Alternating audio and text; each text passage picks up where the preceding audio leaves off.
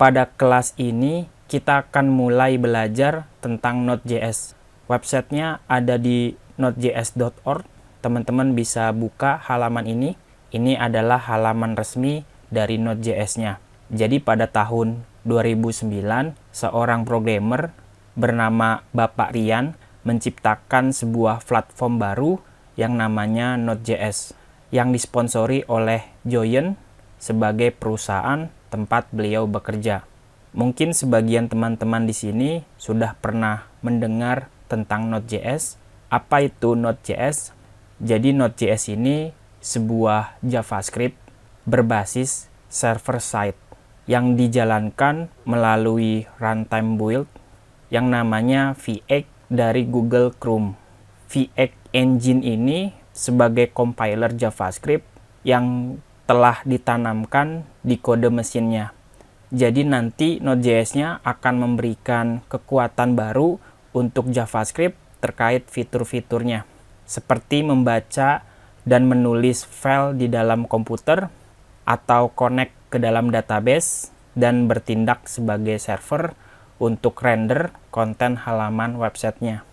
Cara kerja Node.js-nya seperti web pada umumnya, di mana user mengakses sebuah browser untuk melakukan request ke server Node.js-nya. Nanti Node.js akan memberikan respon dalam bentuk HTML, CSS.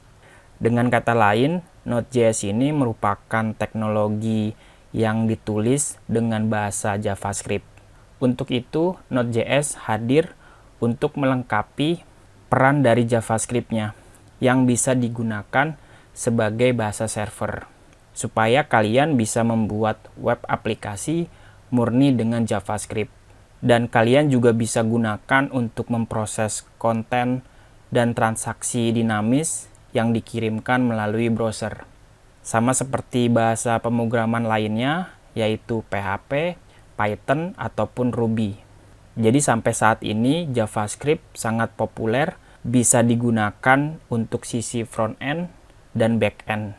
Kalau sebelumnya kan JavaScript hanya digunakan untuk kebutuhan pembuatan website interaktif yang hanya berjalan di sisi klien atau di sisi browser. Jadi sekarang JavaScript-nya sudah komplit.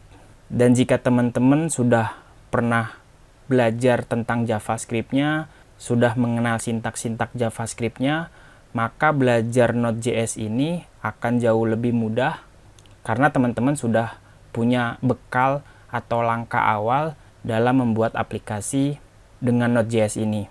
Sehingga teman-teman tidak perlu mempelajari bahasa tambahan untuk pembuatan servernya.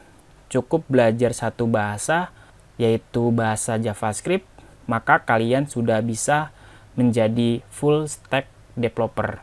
Kebetulan kalau teman-teman belum pernah belajar JavaScript, saya sudah punya tutorial, yaitu kelas JavaScript Indonesia.